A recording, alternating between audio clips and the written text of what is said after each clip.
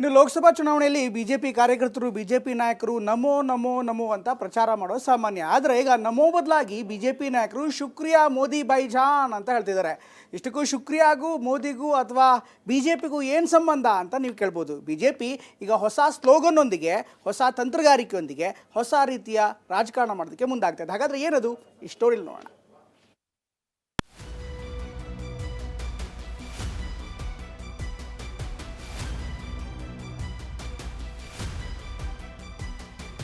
ಲೋಕಸಭಾ ಚುನಾವಣೆಗೆ count down ಶುರುವಾಗಿದೆ.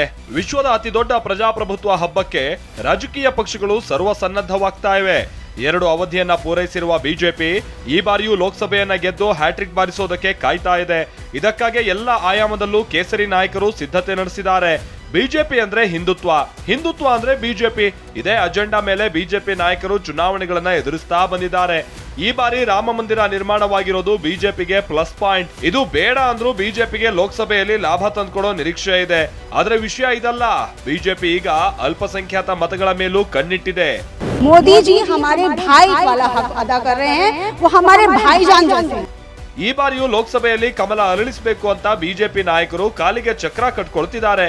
ಇದಕ್ಕೂ ಮುನ್ನ ಧರ್ಮಾಧಾರಿತ ಮತಬುಟ್ಟಿ ಗಟ್ಟಿಗೊಳಿಸೋದಕ್ಕೆ ಸಿದ್ಧತೆಯನ್ನ ಮಾಡಿದ್ದಾರೆ.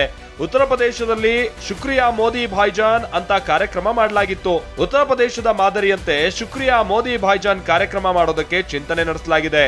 ಈ ಮೂಲಕ ಮುಸ್ಲಿಂ ಮಹಿಳೆಯರ ಮನ ಗೆದ್ದು ಮತ ಬೇಟೆಯಾಡೋ ಪ್ಲಾನ್ ಹಾಕೊಂಡಿದ್ದಾರೆ. हमारे सारी मुस्लिम बहनें जो है वो खुले तौर से मोदी जी के साथ हैं। आज तक ये जो जितने भी दल हैं, क्या कभी किसी ने मुसलमान बहनों को खास तौर से कभी ख्याल किया? कभी ख्याल नहीं किया गया.